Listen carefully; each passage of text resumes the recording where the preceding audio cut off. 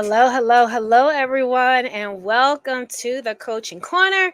For those of you who are new to the Coaching Corner, I am Jamila, aka the IEP Coach. And at the Coaching Corner, we talk about all things special education. For those of you who are new to us, let me tell you a little bit about us. We are an education consulting company, and we specialize in providing special education centered support to our teachers and our parents. We make Sped simple. Okay, that's just a little bit about us. So we do a professional development, we do coaching, and we do parent workshops. All right. And as always, please let me know where you are tuning in from. Put it in the comments where you are tuning in from and share out this live. Share out this live. Share out this live. As I'm telling you to share it out, I'm sharing it out as well. I hope everyone had an amazing weekend. We did at the IEP Coach. We were supporting the Autism Rec Back to School event on Saturday. So that's where we were. We had our information table. So we were out connecting with the community, and it was a great event. And thank you again, Jamila, for having us at your event. So yes, we are so grateful to be expanding our network and just connecting with more resources in the community. So let's go ahead and share out the live. Let's share out the live. And I hope everyone is doing good. I hope everyone's staying cool. It hasn't been as hot. Hasn't been as hot. Humidity is starting to come back around, but it hasn't been as hot. So I'm grateful for that. So we are streaming live on our Facebook, Instagram,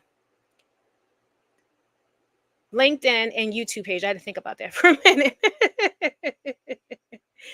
All right. So let me just check to make sure we are good on all platforms. Let me make sure we are good. We are good. Let's see. I want to make sure sound is good. All platforms. Yes, we are good. We are good. All right. All right. All right. So some of you, and today, please share out, make sure you share out this live, share it out with teachers, share it out with parents, because I'm going to be talking to both of you because it is back to school time. And I have some tips for both of you just to help you be as prepared as possible. Now, some of you, the school year has already started for your children or for the school year if you're a teacher. And some of you start after Labor Day. So you have a few more days, to I'll say take in these last couple of days of your break, before you gotta, be in where all the kids are, all the children have returned, and parents, you're back into your whole routine. So parents, I'm gonna start with you. Okay, so parents, especially if you have a child that has an IEP. Now, the new school year is starting. I want you to make sure that you review your child's IEP. Go through it again. Make sure you are clear on what their accommodations are, what their modifications are, what related services, if any, they are supposed to receive, just to make sure you have all of that information. It's just refreshing your brain on what it is your child is supposed to receive. Okay. And while you're at it with reviewing your child's IEP, review the procedural safeguards. A lot of you parents, you don't take time to go through the procedural safeguards, but they are there for you. They literally tell you what your rights are as a parent of a child with an IEP, and they tell you what you need to do if you ever come into any issues or problems with the school, if they are not abiding by the IEP or following the IEP. So also make sure you review your procedural safeguards. And if you're not sure about what that is, it's that thick document you get every time you have an IEP meeting. It's procedural safeguards. Okay. Next, make sure you have your routines established at home, parents. With the school year starting, hey, your children should not be staying up as late as they used to. They should not be staying up as late, not playing as much on their games. Get them back into a routine. Get them back into a bedtime. Get them back into eating at a normal time, eating dinner at a normal time, packing lunches if they pack lunch. Get them into a routine. If you do no tech during the school week, make sure those routines are established with your children and your children are aware. Don't just pop up, because you don't like when things get popped up on you. Sit your children down and explain, have a conversation with them. Hey, since school is starting back up, we have to, we got to make some changes, or ask them, like, what do you think we need to do to prepare for the school year? So you definitely want to do that. And I highly suggest monitoring the tech. It's different if they have to use it for school, but hey, some parents do no tech during the week, so no tablet, no games during the week, only on the weekends. Hey, if that's part of your routine, make sure you establish that at home, okay? Establish your time to get washed, to eat dinner, to do homework. Make sure you get all that established, okay? You also want to communicate with teachers, okay? You want to figure out, excuse me. You want to reach out to your child's team, to your child's teachers, especially if your child is at a new school. They could have graduated from elementary and they have moved on to middle school, or they graduated middle school and they're on to high school. You definitely want to familiarize yourself with the teachers at that school, who their case manager is, who their related service providers are, if any. You can call a meeting at the beginning of the year just to introduce yourself, so you can put names with faces. And that is okay. And you can breathe, discuss about, listen, this is what works for my child. This what benefits my child. Listen, I work. Let them know what your work schedule is like. So when it comes time to schedule the IEP meeting, they're not giving you a time where you are absolutely unavailable. You know what I mean? So you can definitely call a meeting, and make sure that you are, whatever platform your child's school uses as far as communication. Like some schools, they use Class Dojo. Some schools use is it Parent Square? Some schools use Skyward. Some schools have a parent portal or something like that. Whatever communication platform. And I have to give a shout out to one of my Instagram friends, who she brought this up, and I was like, oh my gosh, that is a great tip. Because I'm like, shout out to Special Advocacy Consultants.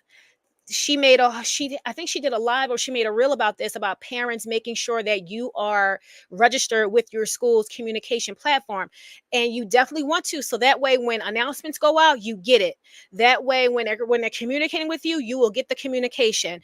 If your child school uses Google Classroom as well, give your email, so that way you know what your child's grade is. If they didn't turn in an assignment, you will know, and you will get all the announcements. You'll get all the information about the school and what's going on.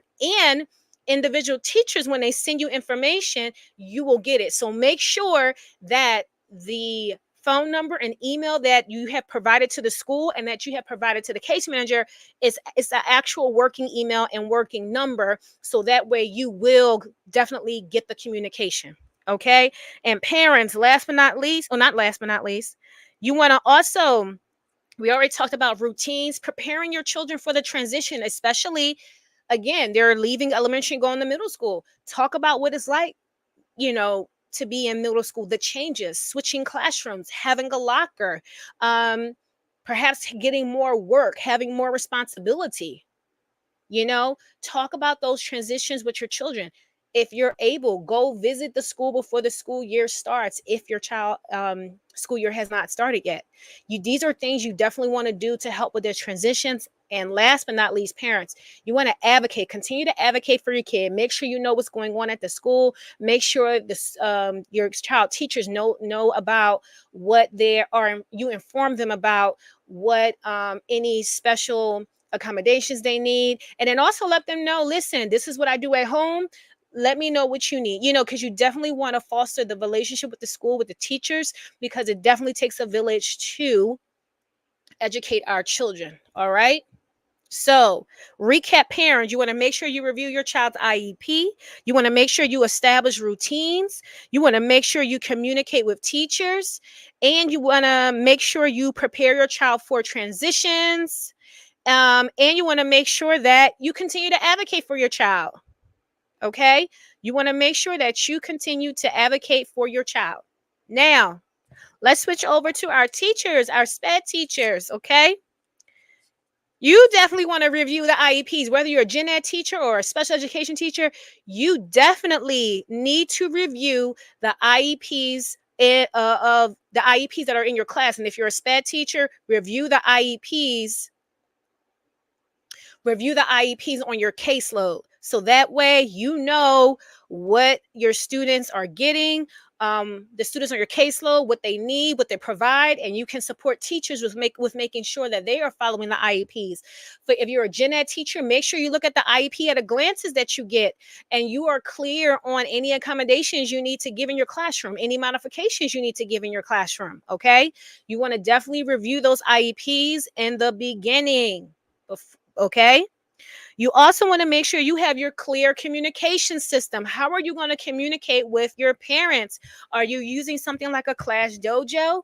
Are you going to use the school's platform, whether, again, if it's Skyward or Parent Square or whatever other platforms that they have out there? What are you going to use to communicate with your parents? And you need to make sure that you're going to be consistent with whatever system that you use. Okay. Next, make sure you have your structured environment. Okay.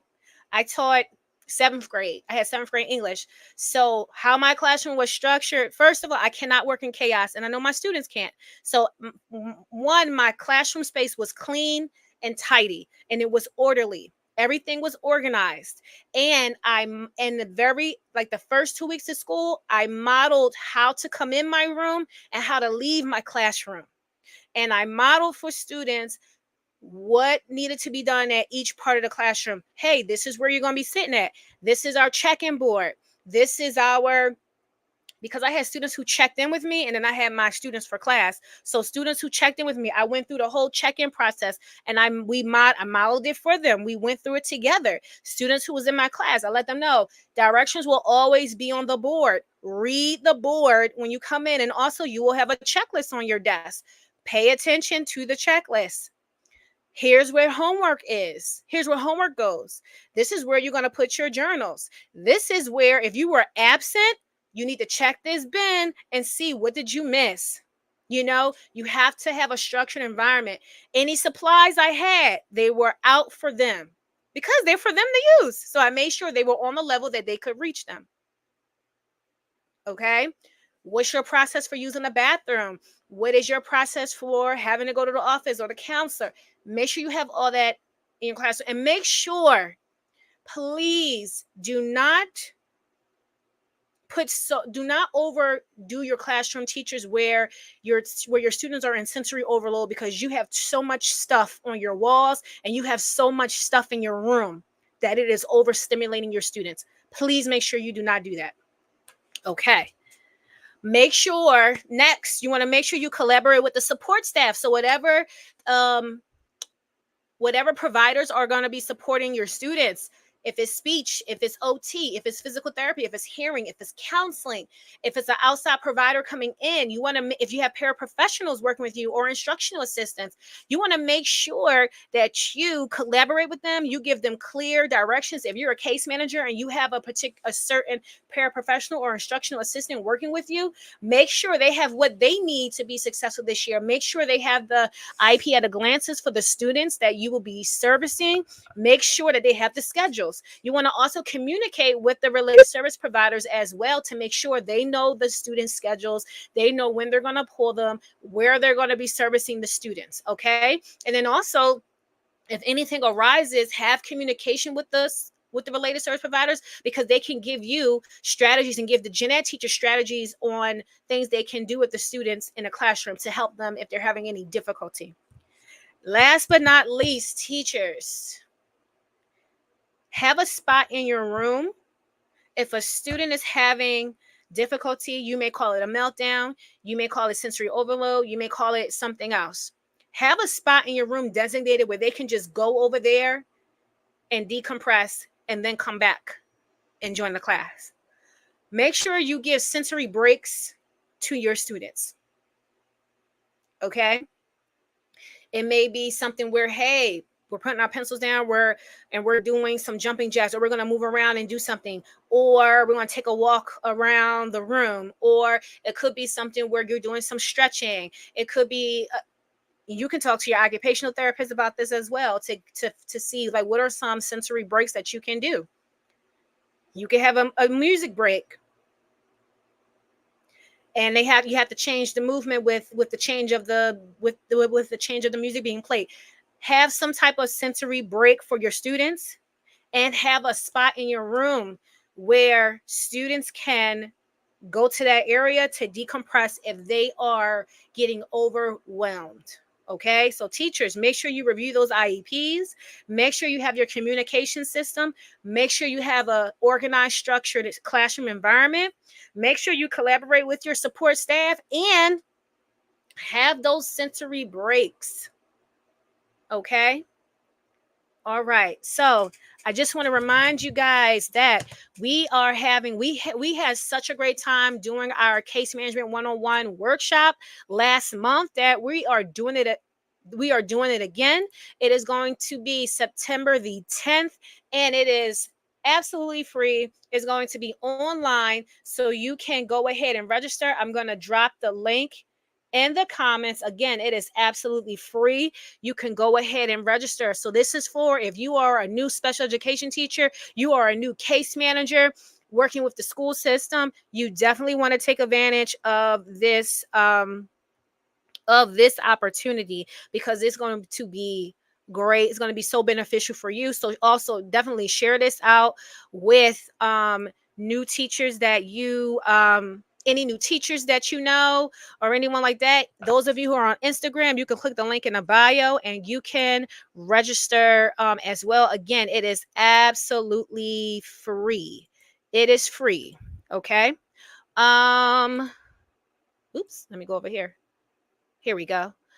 Also, so you have the registration link for that. And also, we want to drop our freebies. Okay, so we have on our freebies, we have for teachers, we have a one pager reminding you, just giving you a checklist on how to write your IEPs, things to make sure that you don't forget to include. We have a resource on there to help you when you're doing your progress monitoring, when it comes time to write those reports, how your reports should look. Okay.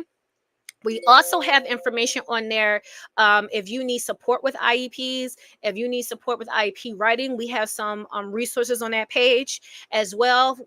And for our parents, we have a tips to prepare for your IEP meeting. We also have some resources if you need help with just the special education process at all. We have a resource on there for you. If you have if you have questions about the IEP, we have a resource on there for you as well. And for our educational leaders, we know you are very busy, so we have a checklist on there for you to share, like what are your school needs. It's just a quick Google form that you can share, fill out and submit to us, so that way we can then contact you to discuss how we can support your school. Okay, so I just dropped that freebies link. Those of you who are on Instagram, you can click the link in our bio and you can take advantage of the freebies. Okay, so as always, if you have a question, please ask your questions now. If you have any questions, we were giving back to school tips. Even if you don't have even if your question isn't about back to school, it's fine. If it's a special education question, IEP question, we just want to make sure we're in the realm of special education, because that's what we do here at the IEP Coach. But if you have a question, please share your questions now. I'm going to give you a minute or two, because I know it takes some time for you to type out your questions. Also, hey, if a question comes to you later on and you remembered your question, you can definitely send us a DM. We are at the IEP Coach LLC on all platforms, and we are very responsive on our social media. So you can definitely send us a DM and we will respond to you. Okay. So I'm just going to give you a minute to write your questions if you have any. All right. Let me see if you have any questions.